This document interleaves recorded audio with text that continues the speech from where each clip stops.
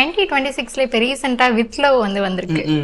With love வந்துட்டு actually ரொம்பவே வந்துட்டு அந்த எல்லாருக்குமே வந்துட்டு அந்த ஸ்கூல் டைம் அப்படின்னும் போது வந்துட்டு லவ்லி மொமெண்ட்ஸ்லாம் வந்து சொல்லுவாங்க.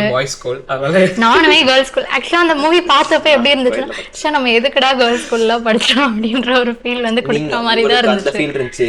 நான் வந்து ஏன்டா கோயில்ல படிச்சோம் எதுவுமே பண்ணல. திரும்பினாலே அங்க இருந்து வந்து ஒரு டோர் கிட்ட நின்னு எதுக்குடா அந்த மூவி எனிவே அதுல வந்து அவங்க காமிப்பாங்க.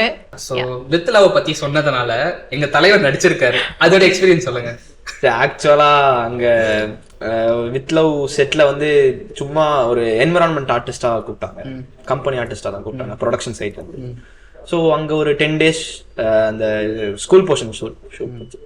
ஸோ ஹீரோயினை பார்த்துட்டேன். ஃபர்ஸ்ட் டே ஷூட்டே வந்து ஹீரோயினுக்கு முன்னாடி பெஞ்ச்ல நான் உட்காரது தான். ஸோ ஃபர்ஸ்ட் டே வந்து யாரா பின்னாடி கேப் விட்டு வச்சிருக்காங்க, எதுக்கு சம்மந்தம் இல்லாம கேப் விட்டுருக்காங்க அப்படின்னு எனக்கு தெரியவே இல்லை. திடீர்னு பார்த்தா ஹீரோயினை கூப்பிட்டு வந்து உட்காரச்சிட்டாங்க. வா, ஹீரோயின் முன்னாடி நம்ம ஃபர்ஸ்ட் ஷாட்டே எனக்கு முன்னாடி கேமரா இருக்கு. எனக்கு முன்னாடி கேமரா இருந்தா நான் வந்து ஓ மை காட் ஃபர்ஸ்ட் ஷாட்டே இப்படியா. ஸோ அந்த கேமரா ஃபியர் அந்த மாதிரிலாம் எதுவுமே இல்லையா? ஃபர்ஸ்ட் டைம் நடிக்கிறோம். இல்ல கேமரா ஃபியர் எதுவும் இருந்தது இல்லை. ஏன்னா ஃபர்ஸ்ட்ல இருந்தே ஸ்டேஜ் ஃபியர் ஃபர்ஸ்ட் எனக்கு போயிருச்சு சின்ன வயசுல இருந்தே. நான் ஸ்டேஜ் ஃபியர் நிறைய ஸ்டேஜ் போயிருக்கேன். ஸோ அதனால ஸ்டேஜ் ஃபியர் போனனாலேயே அந்த கேமரா முன்னாடியும் ஃபியர் எதுவுமே பெருசா இல்லை.